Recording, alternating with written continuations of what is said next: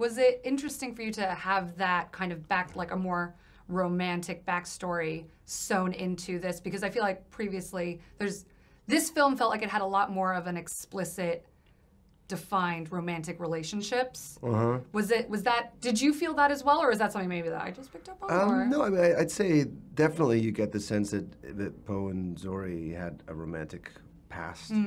Yeah.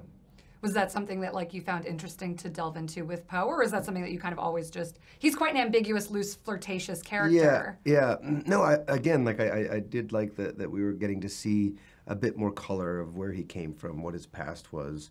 But I do think you're right. He's also a guy that's, you know, he's a mover and a shaker. Yeah. Yeah, and so far it's been more of a subtextual kind of maybe romantic relationship with Finn a bit, and now this was kind of a more explicit one for the past. Did you feel like for you taking on this character who is very ambiguous, do you feel like you need that in the script in order to play the character a certain way, or do you kind of just embody that? I think I've just been embodying that to a certain extent. I think it was something that naturally came out with the chemistry with John and those two characters in particular. You know, I think that there were some interesting things that could have happened that maybe didn't, explicitly so.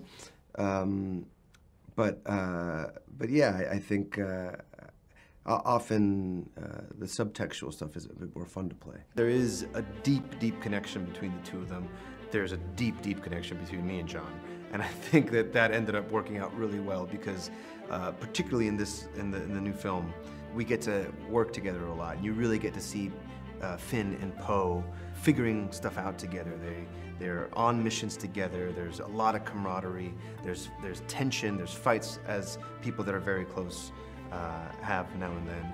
Ultimately, they believe in each other, and they're a team, along with Ray, who's the MVP. And the truth is, as a performer, you know, I could only do so much because I don't get to write the scripts. But other than say, I would think that would be a great way for the story to go in a much more original one. But I think that at least what we can say is that it holds that potential. Really, there could have been a very interesting forward-thinking, or not even forward-thinking, just like current-thinking love story there. You know, it's something that hadn't quite been explored yet, particularly the dynamic between these two men in war that could have fallen in love with each other.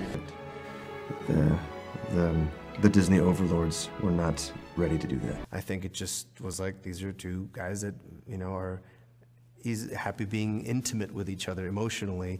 Personally, I kind of hoped and wished that maybe that would have been taken farther in the other films, but, you know, I don't have control over it. It seemed like a natural progression, but, you know, it's still, sadly enough, it's like it's a time when people are too afraid. You know, I think that was an interesting avenue that could have been. It would have been quite interesting and original and I think unexpected. If they would have been boyfriends, that would have been fun. I thought Poe and Finn could be boyfriends, but that was not explored. That didn't happen. No. Sorry for you guys. Aww. People feel it though. Yeah. Most powerful relationship, Reylo or FinnPoe? FinnPoe. Yeah. It's a non-question. That's a non-question. So that was like rhetorical. Yeah, exactly. Right. Well, we understand.